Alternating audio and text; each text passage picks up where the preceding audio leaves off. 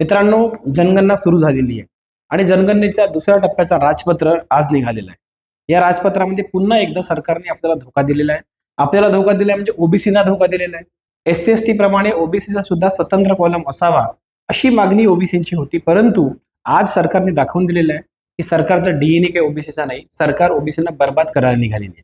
सरकार या माध्यमातून लोकसंख्या जनगणना न करणं किंवा ओबीसींची खरी माहिती, खरी लोकसंख्या न कळवणे यावरून आपल्याला समजत आहे। कारण यामध्ये 10 नंबरचा जो प्रश्न आहे, 10 नंबरच्या प्रश्नामध्ये पुन्हा एकदा जसे घरगणना केली, घरगणनेत ज्या पद्धतीने घरगणनेमध्ये ओबीसीचा स्वतंत्र कॉलम दिला नाही, त्याच पद्धतीने दुसऱ्या टप्प्यात सुद्धा 10 नंबरच्या प्रश्नामध्ये अनुसूचित जाती म्हणजे SC, अनुसूचित जनजाती म्हणजे ST आणि तिसऱ्या कॉलम मध्ये टाकलेला आहे जाती। याच्या आधी अदर होता, फरक काहीच नाहीये।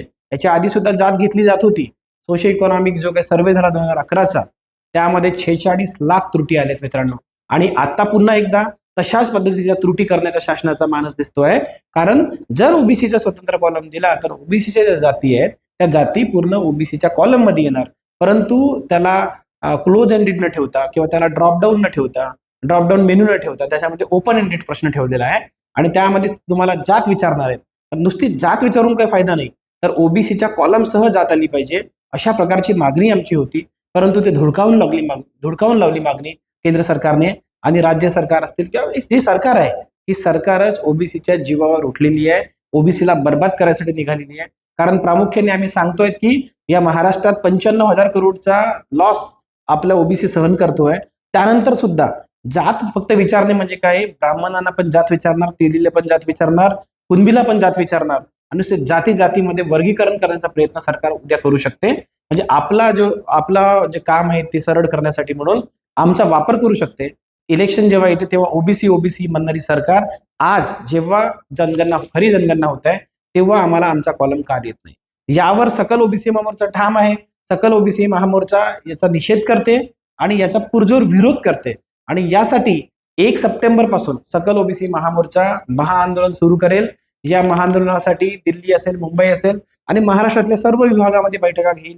सर्व जातीच्या संघटना, सर्व धर्माच्या संघटना आणि सर्व सामाजिक संघटना, ओबीसीच्या संघटनांना घेऊन हा महामोर्चा मोठ्या ताकदीने समोर येईल।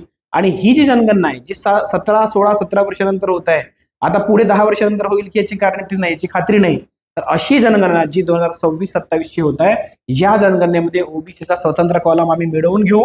त्यासाठी आम्ही ओबीसीना रस्त्यावर उतरू आणि सरकारला भाग पाडू की सरकारने ओबीसीचा स्वतंत्र कॉलम दिलाच पाहिजे। आज तो कॉलम इथे नाहीये। सरकारनं सिद्ध केलेलं आहे की सरकार ओबीसींना मूर्ख बनवत आहे। ओबीसींनी सावध व्हायला पाहिजे। ओबीसींनी आपल्या मुलाबाळांच्या प्रश्नाचा विचार केला पाहिजे। मुलाबाळांना, शेतकऱ्यांचा, युवकांचा, विद्यार्थ्यांचा विचार केला पाहिजे। कारण जर ओबीसींची जातीने जनगणना स्वतंत्र कॉलमसह झाली नाही तर ओबीसीचा बजेट कधीही वाढणार नाही, ओबीसीला स्वतंत्र मंत्रालय केंद्रात कधीही मिळणार नाही आणि ओबीसीच्या विद्यार्थ्यांची पूर्ण स्कॉलरशिप कधीही होणार नाही। ओबीसींना तालुक्यात, जिल्ह्यात वसतिगृह जे पाहिजेत, स्वतंत्र इमारती पाहिजेत, त्या कधीही मिळणार नाही। शेतकऱ्यांना सबसिडी कधीही मिळणार नाही। म्हणून अशा अनेक गोष्टी आहेत ज्या ओबीसी, स्वतः देश चालवणारा ओबीसी, स्वतः पैसा जमा करणारा ओबीसी, स्वतः तिजोरी भरणारा ओबीसी त्याच्या मुलांना, त्याच्या मुलाबाळांना, त्याच्या विद्यार्थ्यांना मिळत नाही। हे मिळवण्यासाठी एकमेव उपाय म्हणजे स्वतंत्र कॉलमसह जातीय जनगणना ओबीसीची झाली पाहिजे। ती होताना दिसत नाही। सरकारने हा जो राजपत्र काढलेला, हा राजपत्र तुम्ही बघा, तुमच्यापर्यंत हा राजपत्र येईलच आणि या राजपत्राचा पुरजोर आपल्याला विरोध करायचा आहे। आपली जनगणना आपल्याला करून घ्यायची आहे। जय ओबीसी, जय संविधान।